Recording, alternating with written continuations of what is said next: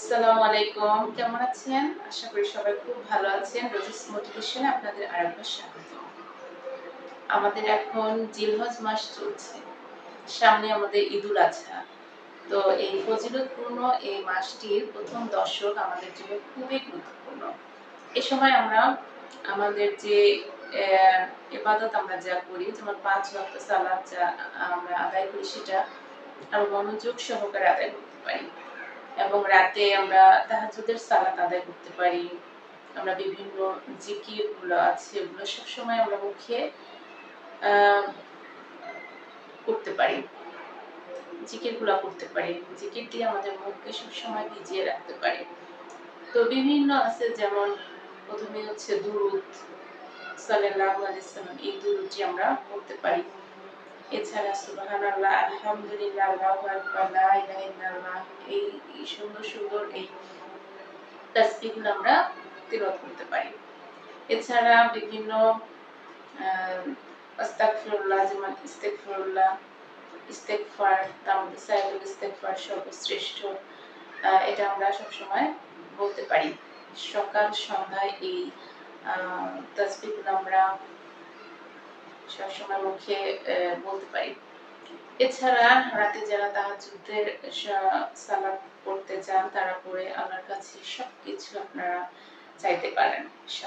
কারো স্বাস্থ্য অসুস্থতা আছে, সুস্থতা চাইতে পারেন। কারো সম্পদ আর্থিক টানাপোড়েন আছে, আর্থিক সচ্ছলতা চাইতে পারেন। যেকোনো কিছু আল্লাহর কাছে সন্তানের জন্য দোয়া চাইতে পারেন। তো বিভিন্ন কিছু এই যে তাহাজ্জুদ সালাতের সময় যেহেতু এটা হচ্ছে শেষ রাত এবং রাতের শেষ ভাগ থাকে এবং খুব নিরিবিলি একটা সময় যেখানে আল্লাহ নির্মসমানে থাকেন এবং দেখতে থাকেন যে তার বান্দারা কে তার কাছে কি চায়। তো কৃপণ সেই ব্যক্তি যে ব্যক্তি আল্লাহর কাছে চাইতে কার্পণ্য করে। তো আমরা প্রাণ খুলে আমাদের যা, যা দরকার আছে আমরা আল্লাহর কাছে চাইতে পারি। আল্লাহর শুকরিয়া আদায় করতে পারি। আল্লাহ আমাদের অনেক নিয়ামত দিয়েছেন, আমাদের সুস্থতা দিয়েছেন। প্রতিদিন ঘুম থেকে নতুনভাবে আমাদের জাগিয়ে তুলছেন। আমাদের খাদ্য হজম করার সব ক্যাপাসিটি দিয়েছেন। আমাদের হাত দিয়ে কাজ করার, পা দিয়ে চলার যে শক্তি দিয়েছেন সবকিছুর জন্য আমরা আল্লাহর কাছে শুকরিয়া আদায় করতে পারি।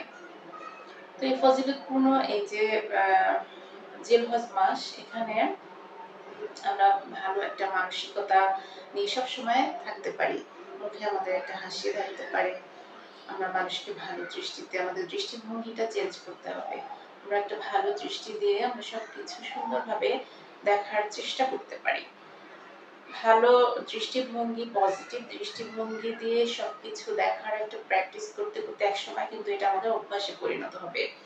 আর মানুষ কিন্তু অভ্যাসে পরিচালিত হয়। যে যেটার উপর বেশি প্র্যাকটিস করে সে সেটাই কিন্তু সেই কাজটিতে অভ্যস্ত হয় এবং সেভাবেই সে চলতে থাকে। যেহেতু আমাদের সাবকনসিয়াস মাইন্ড আমাদের জীবনের 95% চালায় এবং যে কাজটা আমরা বেশি চর্চা করি সেই কাজটাকে কিন্তু সে অভ্যাসে পরিণত করে। আর আমাদের যে কনসিয়াস মাইন্ড সচেতন মন সেটা কিন্তু আমাদের জীবনের মাত্র ৫ ভাগ চালায়। তো এভাবে করে ফজিলতপূর্ণ এই মাসটি যারা আলেমগণ আছেন তারা অনেক সুন্দর করে বলেন মানুষকে, অনেক সুন্দর করে তাদের কথা শুনবেন এবং ভালো কিছু, ভালো মোটিভেটরদের কথা, ভালো আমল করা।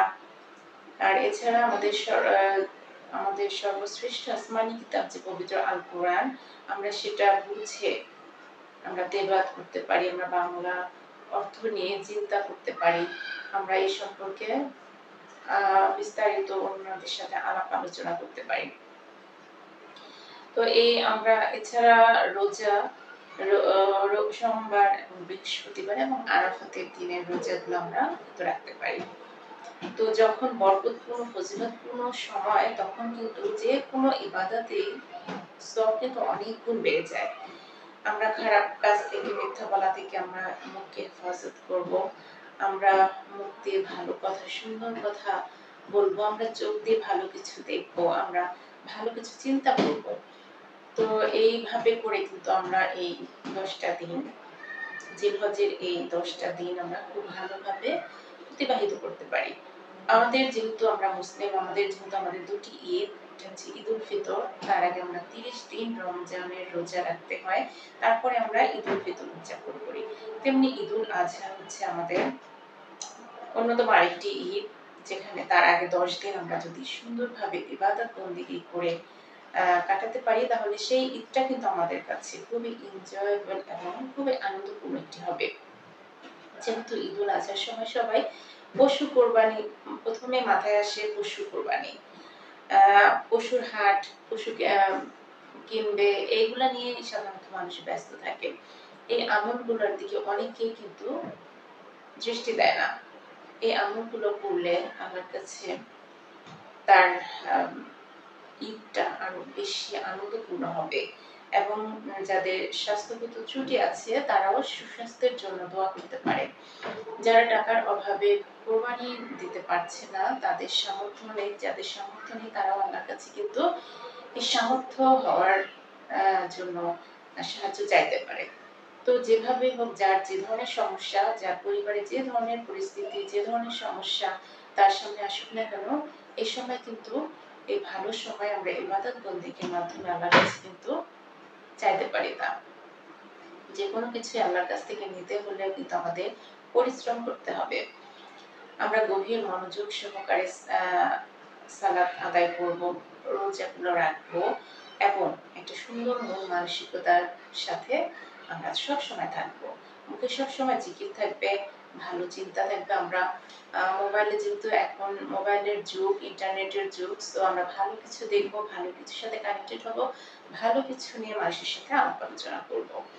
তো এভাবে করে আমরা যদি জিলহজের এই প্রথম ১০ দিন আমরা অতিবাহিত করি, এরপরে আমাদের একটা ঈদের দিন, এখানে পশু কোরবানি হবে। যাদের সামর্থ্য আছে তারা দিবেন, যাদের নেই তারা তো তাদের আগামীতে আবার তৌফিক দেওয়ার জন্য আল্লাহর কাছে সাহায্য চাইবেন।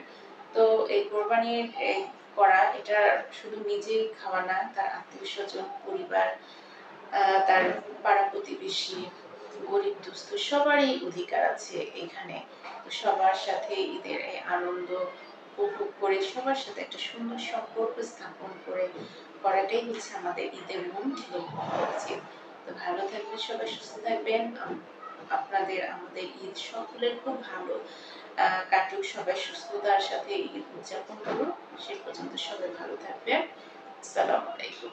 দেখা হবে অন্য কোনো এপিসোডে। সে পর্যন্ত সবাই ভালো থাকবেন।